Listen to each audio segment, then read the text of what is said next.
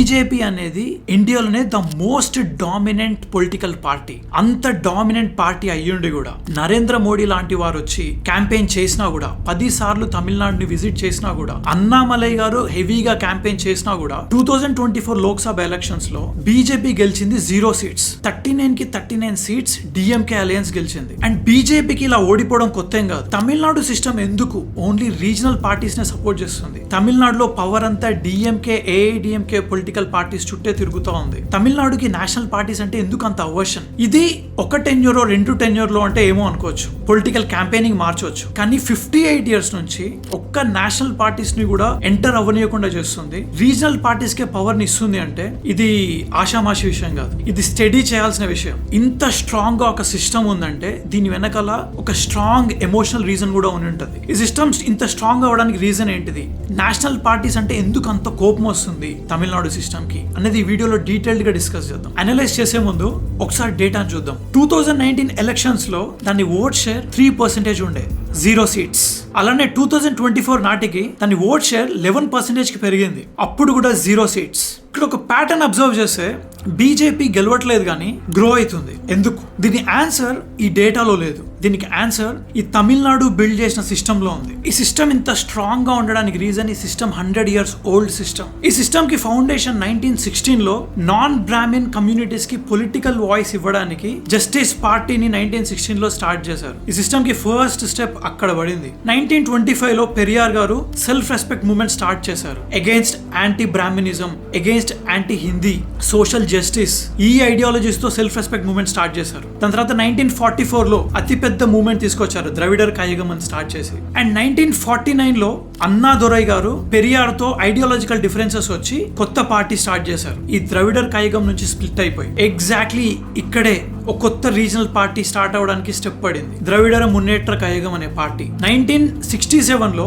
First time national పార్టీని, కాంగ్రెస్ ని ఓడించింది. ఇండియాలోనే first time regional party national పార్టీని ఓడించాడు, అది డిఎంకే ఓడించింది. దాని తర్వాత ఒక్కసారి కూడా నేషనల్ పార్టీ తమిళనాడులో రూల్ చేయలేకపోయింది. 58 ఇయర్స్ గా ఎక్సెప్షనల్ గా ఒక్కసారి కూడా ఏ పార్టీ కూడా గెలవలేకపోయిందంటే ఇది కోఇన్సిడెన్స్ కాదు, ఇది సిస్టమ్ తాలూకా స్ట్రెంగ్త్. సిస్టమ్ ఇంత స్ట్రాంగ్ గా ఉండడానికి ఈ సిస్టమ్ కి ఈ 4 కోర్ వాల్యూస్ అనేది ఒక ఫౌండేషన్ లాగా సపోర్ట్ చేశాయి. నెంబర్ 1 కాస్ట్ డామినెన్స్, అంటే హై కాస్ట్ లో కాస్ట్ అనే దానికి అగేన్స్ట్ గా ఉండడం. నెంబర్ 2 సోషల్ జస్టిస్, అందరికి ఈక్వల్ ఆపర్చునిటీస్ వచ్చేలా చేయడం. Number 3 anti Hindi imposition. Number 4 state rights ని కాపాడుకోవడం, తమిళ ఐడెంటిటీని కాపాడుకోవడం, కల్చరల్ ఐడెంటిటీని కాపాడుకోవడం. ఈ 4 కోర్ ఐడియాస్ వల్ల వీళ్ళ సిస్టమ్ ఇంత స్ట్రాంగ్ గా ఉంది. అవుట్ సైడర్స్ ని, ఎస్పెషల్లీ ఎవరైతే తమిళ్ ఐడెంటిటీని, తమిళ్ కల్చర్ ని, తమిళ్ లాంగ్వేజ్ ని అపోజ్ చేస్తారో ఆ సిస్టమ్ ని బ్లైండ్ గా అపోజ్ చేస్తారు తమిళనాడు పొలిటికల్ సిస్టమ్. 4 ఐడియాస్ కలిసి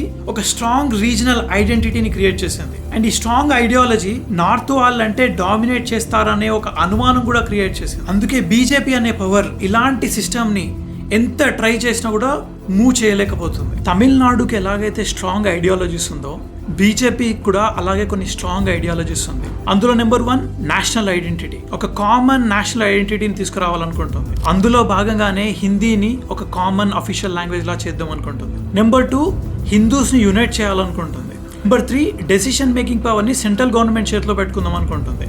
సో మీరు అబ్జర్వ్ చేసే తమిళనాడు ఏదైతే ఎక్స్పెక్ట్ చేస్తుందో దానికి కంప్లీట్ ఆపోజిట్ గా బీజేపీ ఐడియాలజీస్ కనిపిస్తుంది. బీజేపీ అంటది హిందుత్వ అంటది, తమిళనాడు ప్రకారం హిందుత్వ అంటే ఒక కాస్ట్ డిస్క్రిమినేషన్ అని పర్సీవ్ చేస్తుంటారు. అక్కడ లీడర్స్ కూడా అదే ప్రమోట్ చేస్తుంటారు హిందుత్వ అంటే. బీజేపీ హిందీని కామన్ లాంగ్వేజ్ చేద్దాం అనుకుంటుంది, బట్ తమిళనాడు ఏమో యాంటీ హిందీ అని ప్రొటెస్ట్ చేస్తుంటది. బీజేపీ డెసిషన్ మేకింగ్ పవర్ ని సెంట్రల్ గవర్నమెంట్ కంట్రోల్లోకి తీసుకుందాం అనుకుంటే తమిళనాడు ఏమో స్టేట్ రైట్స్ ని కాపాడుకోవాలి, గవర్నమెంట్ కంట్రోల్లో స్టేట్ ఉండకూడదు అని తమిళనాడు స్ట్రాంగ్ గా నమ్ముతుంది to protect there identity and culture. So Tamil Nadu voters కి బీజేపీతో గానీ మోడీ గారితో ఎక్కడ ప్రాబ్లం లేదు. వాళ్ళ ప్రాబ్లం అంతా ఈ ఐడియాలజికల్ డిఫరెన్సెస్. ఈ ఐడియాలజీ 100 సంవత్సరాల క్రితంది. ఈ 100 సంవత్సరాల క్రితమైన ఐడియాలజీస్ ని ఏ పొలిటికల్ పార్టీ అయితే హైలైట్ చేసి కాపాడుతుందో ఆ పార్టీకి మాత్రమే తమిళనాడు ఓటర్స్ సపోర్ట్ చేస్తారు. ఆ ఐడెంటిటీకి, ఆ కల్చర్ కి ఎక్కడైతే థ్రెట్ వస్తుంది అనుకుంటారో, ఏ పార్టీ ఐడియాలజీస్ అయితే వాళ్ళ ఐడెంటిటీ అండ్ కల్చర్ కి థ్రెట్ తీసుకొచ్చేలా ఉంటుందో ఆ పార్టీని బ్లైండ్ గా రిజెక్ట్ చేస్తారు. ఆ పార్టీ కరెక్టా రాంగా అనేది ఆలోచించారు. వాళ్ళ ఐడెంటిటీ కల్చర్ కి అగెయిన్స్ట్ ఒక ఐడియాలజికల్ పార్టీ వస్తుందంటే బ్లైండ్ గా ఆ పార్టీని రిజెక్ట్ చేస్తారు. ఎగ్జాక్ట్లీ ఈ ఐడియాలజికల్ క్లాష్ వల్లనే బీజేపీ ఎప్పుడూ తమిళనాడులో ఓడిపోతూనే ఉంది. ఇన్ఫాక్ట్ బీజేపీ ఒక్కటే కాదు, 1967 తర్వాత ఏ ఒక్క నేషనల్ పార్టీ ప్రైమ్ మినిస్టర్ వచ్చినా కూడా తమిళనాడు వాళ్ళని గో బ్యాక్ ప్రైమ్ మినిస్టర్ అనే ప్రొటెస్టే చేస్తూ వచ్చాను. తమిళనాడు సిస్టమ్ ఎంత స్టెబుల్ గా ఉందో మనకు అర్థమైంది. ఒక సిస్టమ్ స్టెబుల్ గా ఉండాలంటే అది లూప్ లో తిరుగుతూ ఉండాలి. తమిళనాడులో ఈ 2 పార్టీస్ చుట్టూ పవర్ అనేది ఒక లూప్ లా తిరుగుతూ ఉన్నింది గత 58 సంవత్సరాలుగా. అంత స్టెబుల్ గా అంత లూప్ లో తిరగడానికి రీజన్ ఏంటంటే ఈ 2 పార్టీస్ ఏ ఐడియాలజీస్ తో 100 సంవత్సరాల క్రితం స్టార్ట్ అయిందో, 100 సంవత్సరాల క్రితం ఫామ్ అయిన ఐడియాలజీస్ ని యూజ్ చేసుకొని జనాల్లోకి స్ట్రాంగ్ గా ఈ ఐడియాలజీస్ ని తీసుకొని వెళ్ళారు. నేషనల్ పార్టీకి తమిళనాడులో ఛాన్స్ ఇస్తే మనల్ని డామినేట్ చేస్తారు, మన లాంగ్వేజ్ ని మన ఐడెంటిటీని కనపడకుండా చేస్తారు, నార్త్ ఇండియన్స్ మనల్ని డామినేట్ చేస్తారు, మన కల్చర్ ఐడెంటిటీ అంతా అంతరించిపోతుంది, మన స్టేట్ కంట్రోల్ ని సెంట్రల్ గవర్నమెంట్ చేతిలో పెట్టొద్దు, కాస్ట్ సిస్టమ్ పోతుంది, సోషల్ ఇన్ఈక్వాలిటీ వస్తుంది అనే ఐడియాలజీస్ ని చాలా స్ట్రాంగ్ గా జనాల్లోకి తీసుకెళ్లారు. ఈ రీజన్ వల్లనే జనాలు వాళ్ళ ఐడియాలజీస్ ని సపోర్ట్ చేసే పార్టీస్ కి మాత్రమే ఓటేస్తున్నారు. అండ్ దీంతో పాటు ఈ పొలిటికల్ పార్టీస్ చేసేది ఏంటంటే వెలులో ఐడియాలజీస్ తో పాటు వెల్ఫేర్స్ ని జనాలకి చాలా స్ట్రాంగ్ గా ఇవ్వడం. ఈ వెల్ఫేర్స్ వల్ల జనాలు ఫుల్ గా సాటిస్ఫై అయిపోతారు. ఒక దిక్కు వాళ్ళ ఐడెంటిటీ అండ్ కల్చర్ ని చాలా స్ట్రాంగ్ గా ప్రొటెక్ట్ చేస్తున్నారు, ఇంకొక దిక్కు వాళ్ళకి బెనిఫిట్స్ అయ్యేలాగా వెల్ఫేర్స్ ని కూడా ఇస్తున్నారు. సో ఈ రీజన్స్ వల్ల జనాలు ఫుల్ గా సాటిస్ఫై అయిపోయి ఉన్నారు రీజనల్ పార్టీస్ తో. సో అందుకే నేషనల్ పార్టీ ఎప్పుడైతే యాంటీ కరప్షన్ నారేటివ్ తీసుకొచ్చిందో, కరప్టెడ్ పొలిటీషియన్స్ ని అరెస్ట్ చేయడం స్టార్ట్ చేసిందో తమిళనాడులో, అది జనాల పైన అంత పనిచేయలేదు. ఎందుకంటే జనాలు ఆల్రెడీ 2 విషయాల్లో సాటిస్ఫై అయిపోయినారు. ఒకటి వాళ్ళ ఐడెంటిటీ అండ్ కల్చర్ ప్రొటెక్షన్ లో, ఇంకొకటి వెల్ఫేర్ స్కీమ్స్ లో. సో ఈ యాంటీ కరప్షన్ నారేటివ్ అనేది వాళ్ళ మీద అస్సలు పనిచేయలేదు. ఇలాంటి సిస్టమ్ అయినా ఒక పాయింట్ తర్వాత బ్రేక్ అవుతుంది. 58 సంవత్సరాల నుంచి కన్సిస్టెంట్ గా రీజనల్ పార్టీసే రూల్ చేస్తున్నా కూడా లైఫ్ లాంగ్ ఇదే పార్టీస్ రూల్ చేయాలని గ్యారంటీ లేదు. లైఫ్ లాంగ్ తమిళనాడులో జనాలు ఐడియాలజికల్ గా ఇంత స్ట్రాంగ్ గా ఉంటారని కూడా గ్యారంటీ లేదు. ప్రతి సిస్టమ్ కి కొన్ని స్ట్రెస్ పాయింట్స్ అనేది ఉంటుంది. అవి కన్సిస్టెంట్ గా పెరిగితే ఎలాంటి సిస్టమ్ అయినా బ్రేక్ అవుతుంది. మనం ఆల్రెడీ చూస్తే కొన్ని స్ట్రెస్ పాయింట్స్ కనిపిస్తుంది తమిళనాడులో. అందులో నెంబర్ 1, ఇప్పుడున్న యూత్ చూస్తే ఐడియాలజీ మీద అంత రిజిడ్ గా లేరు. జాబ్ ఆపర్చునిటీస్ కోసం లాంగ్వేజెస్ నేర్చుకోవడానికి కూడా రెడీగా ఉన్నారు. డెవలప్మెంట్ కోసం అడాప్ట్ అవ్వడానికి రెడీగా ఉన్నారు. ఇది number 1 stress point. Number 2, BJP vote share కూడా పెరిగింది. బీజేపీ ఇలానే కంటిన్యూ చేస్తే పెరిగే ఛాన్సెస్ కూడా ఉంది.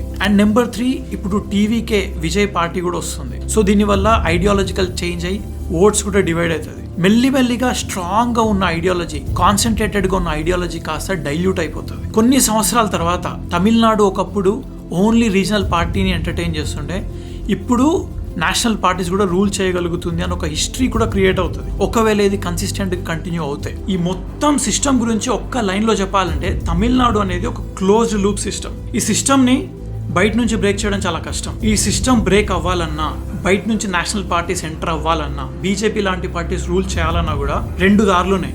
ఒకటి ఐడియాలజీస్ మార్చుకోవడం, ఇంకొకటి లోకల్ లీడర్స్ తో టైఅప్ అవ్వడం. ఐడియాలజీస్ మార్చుకోవడం ఇంపాసిబుల్.